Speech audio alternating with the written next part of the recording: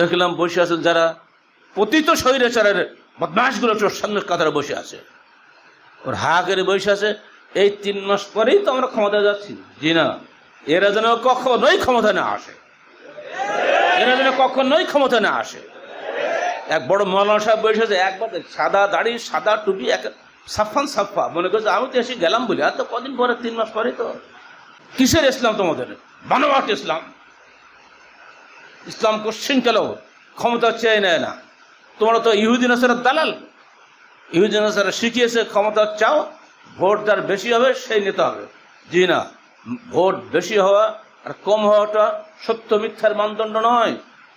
সত্য মিথ্যার মানদণ্ড হচ্ছে আল্লাহর ওহী। ওহীর পক্ষে, কোরআন হাদিসের পক্ষে একজন যদি থাকে, ওটাই আমাদের জন্য কাম্য। আজকে তোমার পক্ষে লোক বেশি আছে, কাল তোমার পক্ষে লোক নাই, তাহলে কি কোরআন পরিবর্তন হবে নাকি? হাদিস